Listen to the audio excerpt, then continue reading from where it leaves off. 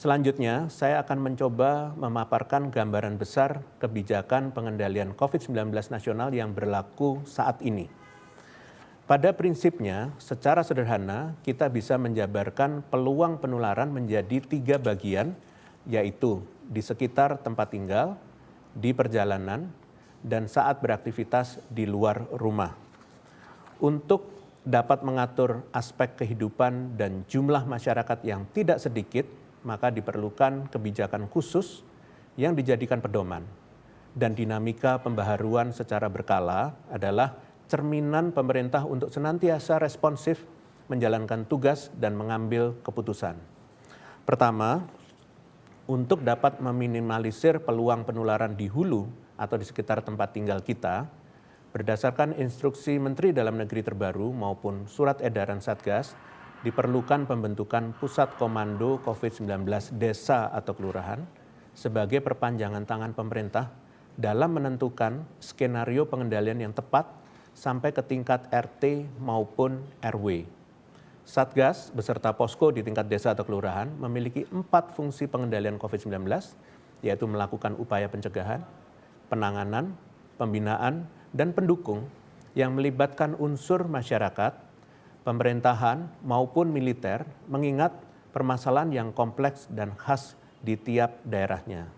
Kedua, selama dalam perjalanan ke tempat tujuan beraktivitas, kita tidak bisa pungkiri bahwa selama melakukan mobilisasi dengan berbagai pilihan moda transportasi, peluang penularan tetap ada. Sampai saat ini, persyaratan kepemilikan surat tanda negatif COVID-19, kartu vaksinasi, maupun surat tanda registrasi pekerja atau STRP masih diberlakukan untuk perjalanan dalam negeri. Sedangkan protokol yang harus dijalani oleh pelaku perjalanan internasional yang hendak masuk ke wilayah Indonesia ialah screening kesehatan, penunjukan dokumen wajib seperti surat tanda negatif COVID-19, dan kartu vaksinasi, karantina tes ulang RT-PCR sebanyak 2 kali, dan vaksinasi bagi mereka yang belum tervaksin. Mohon masyarakat betul-betul memperhatikan update dan rincian aturan demi perjalanan yang aman dan nyaman. Dan yang ketiga ialah mencakup aspek aktivitas selama di luar rumah. Sebagaimana yang kita tahu bahwa kebijakan pemberlakuan pembatasan kegiatan masyarakat atau PPKM sedemikian rupa dirancang pemerintah dan mencakup lintas sektor. Bahkan dibedakan rincian aturan pengetat longgarannya sesuai dengan kondisi kasus yang ada di setiap kabupaten kota, sesuai dengan hasil leveling yang diupdate per minggunya untuk wilayah Pulau Jawa dan Bali, serta per 2 minggu untuk wilayah Sumatera, Nusa Tenggara, Kalimantan, Sulawesi, Maluku, dan Papua. Berikut beberapa update pengaturan PPKM di wilayah Jawa Bali berdasarkan instruksi Menteri Dalam Negeri nomor 38 tahun 2021 yang berlaku seminggu ke depan. Secara umum akan diberlakukan screening dengan aplikasi Peduli Lindungi mulai tanggal 7 September pada industri dengan orientasi ekspor dan penunjang serta beberapa sektor esensial.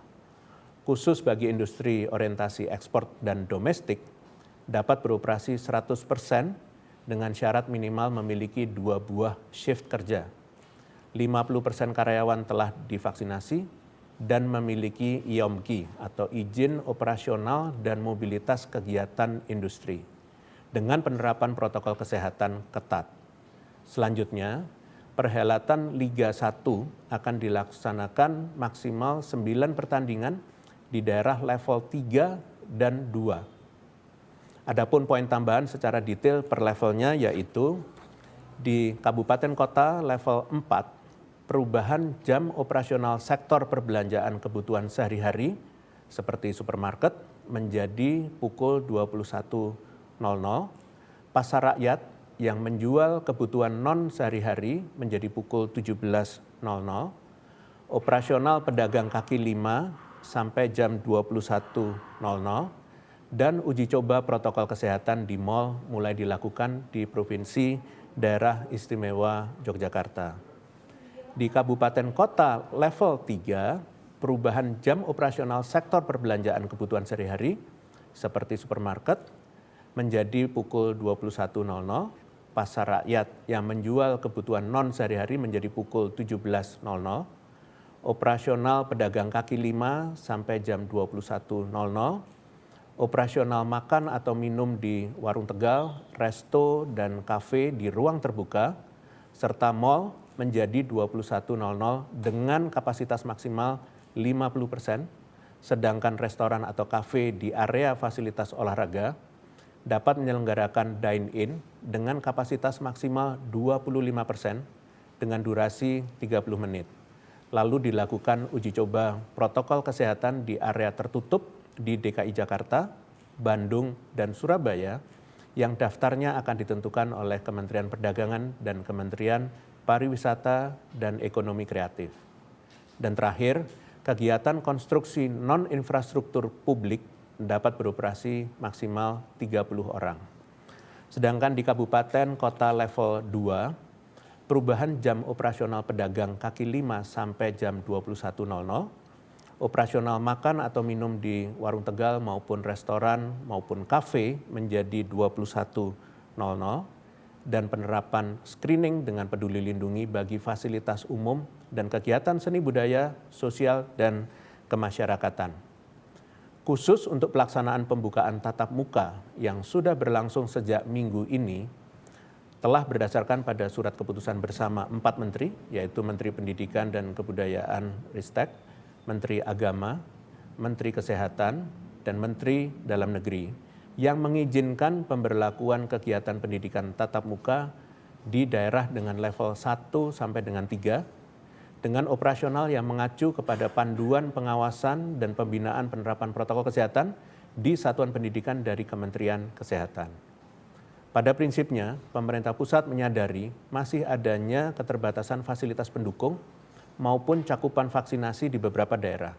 Namun, sesuai dengan pernyataan Mendikbud, bahwa hal-hal tersebut bukan menjadi penghalang, namun perlu dijadikan bahan evaluasi dan perbaikan bagi daerah telah diizinkan melakukan PTM atau pendidikan tatap muka untuk menggiatkan 3 pilar pengendalian dengan lebih masif.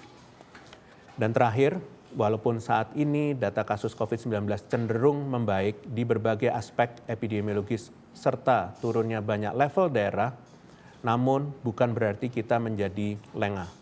Malah sebaliknya, kita harus konsisten untuk bersikap hati-hati. Kita mengetahui bersama bahwa dengan modal kasus yang cukup terkendali saat ini, pemerintah telah merelaksasi pengaturan di berbagai aktivitas, khususnya di fasilitas publik, sehingga perlu disikapi dengan penerapan protokol kesehatan yang ketat. Oleh karena itu, mulai 1 September akan dibentuk Satgas yang terdiri dari petugas asosiasi dan ikatan pengelola di 11 jenis fasilitas publik atau institusi, diantaranya di tempat aktivitas ekonomi dan belanja, aktivitas hiburan dan olahraga, aktivitas penyediaan akomodasi, aktivitas pelayanan kesehatan, transportasi, aktivitas kerja, aktivitas pendidikan dan sosial, aktivitas penegakan hukum, aktivitas energi dan lingkungan, serta aktivitas keagamaan. Nantinya, Satgas di fasilitas publik ini akan menjalankan 3 fungsi utama, yaitu pencegahan, pembinaan, dan pendukung. Diharapkan gambaran mengenai apa yang harus kita perhatikan dalam menjalankan aktivitas dengan menyadari kebijakan terkini yang berlaku dapat memupuk rasa tanggung jawab kita untuk andil dalam mempercepat transisi hidup berdampingan dengan COVID-19. Sebagai